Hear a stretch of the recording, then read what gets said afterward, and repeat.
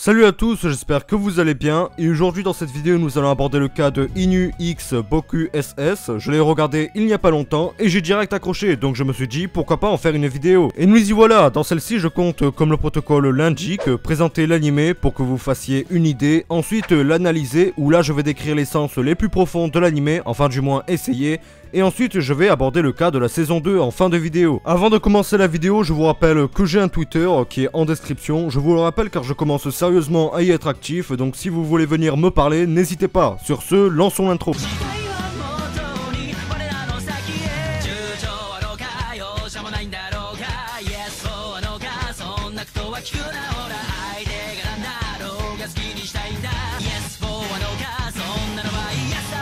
Inu X Boku SS est un shonen initialement disponible en manga, fait par l'auteur Kokoa Fujiwara, édité par Square Enix, ensuite prépublié dans le Monthly Gangan Joker. Et c'est sorti d'avril 2009 jusqu'au février 2014, comptabilisant un total de 11 volumes. Ensuite vient directement l'anime, réalisé par Naokatsu Suda et fait par les studios d'animation David Productions, et c'est sorti entre janvier et mars 2012. La série date un peu, elle comptabilise donc 12 épisodes plus un OAV.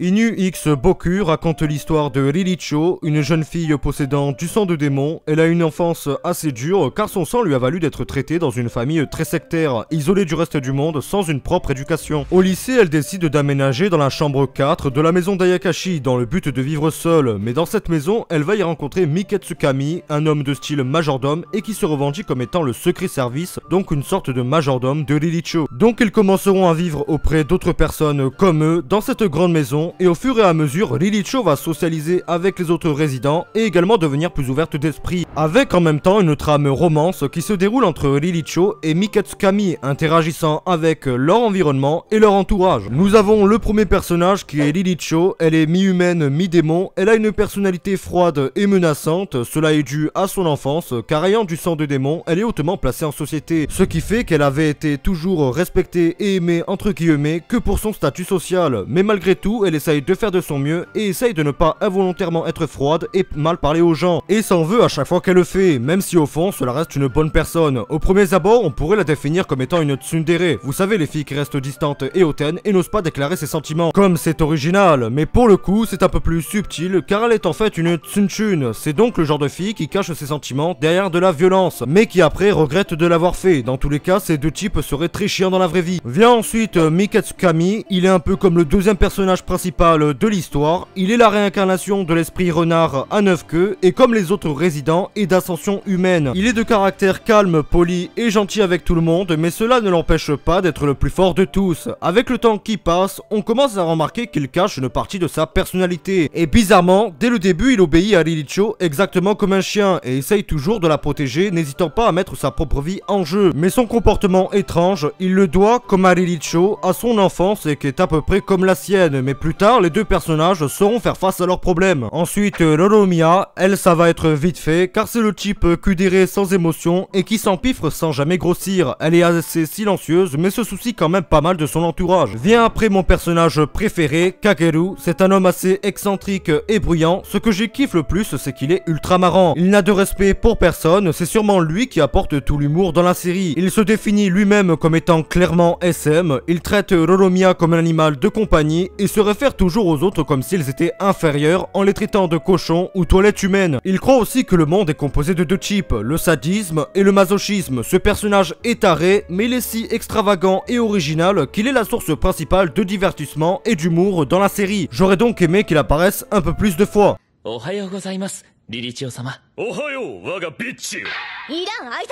Après, il y a d'autres personnes comme Natsume ou Renshu, mais ils ne sont clairement pas aussi intéressants et développés que les personnages que je viens de citer.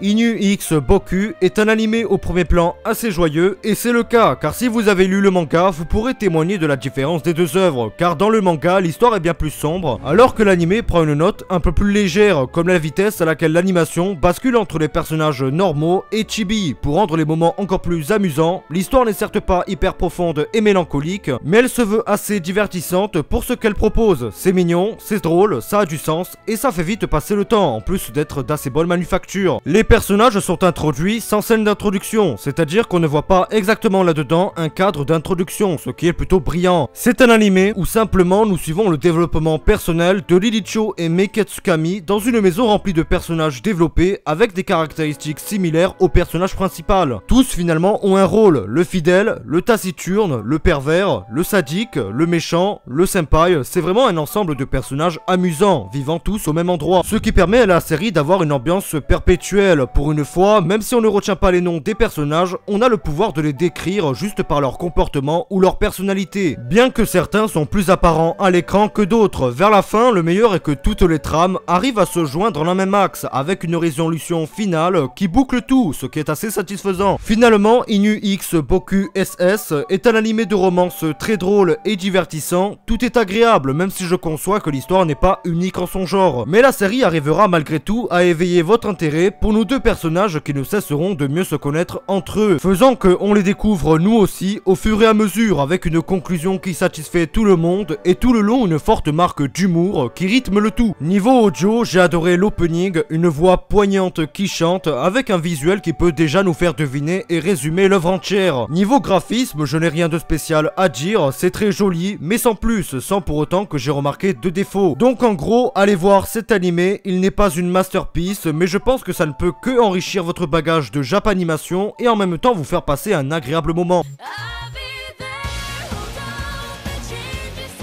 Donc pour la suite, je vais être sincère car je n'aime pas faire espérer pour rien parce que en termes d'animé, il n'y a aucune info, donc aucune possibilité de chance. De plus que l'auteur est morte en 2015, paix à son âme, mais malgré tout le fait est que la suite existe et qu'elle est disponible en manga. Donc si vous voulez reprendre là où l'animé s'est arrêté, vous pouvez reprendre au tome 3 ou chapitre 12 pour les scans. Je ne peux pour le coup que vous conseiller de continuer en manga car déjà c'est plus représentatif de l'œuvre originale. Et cela permet de voir la continuité. Je ne pense hélas qu'il n'y aura jamais de suite, que ce soit sous n'importe quel format, mais ce n'est pas une raison pour oublier l'œuvre qui en manga vaut bien le détour. Sur ce, c'était tout pour cette vidéo, j'espère qu'elle vous aura plu et qu'elle vous aura aidé. Si c'est le cas, n'hésitez pas à vous abonner, liker, partager, ça me fait vraiment super plaisir. Quant à moi, je vous dis à une prochaine vidéo, en attendant portez-vous bien. Ciao.